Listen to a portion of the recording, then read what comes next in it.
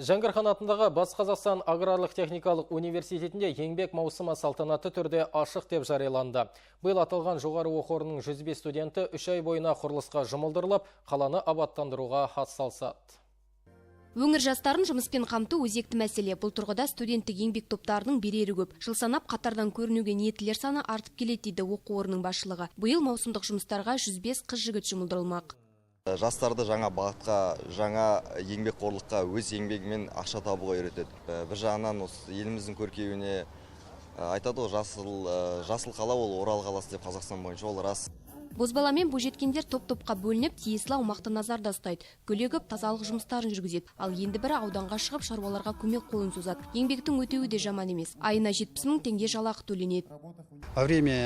Еңбекке тартылған студенттердің барлығы жатын орнымен қамтылады. Көбіне машина жасау, агрономия, политехникалық факультеттің жастары ниет білдірді. Бұл олар үшін үлкен мектеп.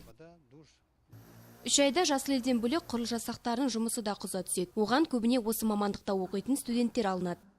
Брусчатканы өздері шығарады. Осы брусчатканы өздері төсейді. Онда стройотрядтан 30 адам жұмылдырылған.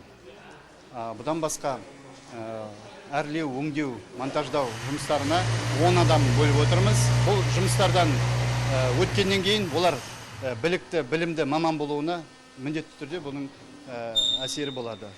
Жастар ортасы қашанда көңілді. Сондықтан тек тәуір табыс қана емес, жақсы дос табуға да орайлы сәт. Назерке Тоғжан, Рүстем Ишанов, Алтынбек Қабделов, Ақжайық арнасы.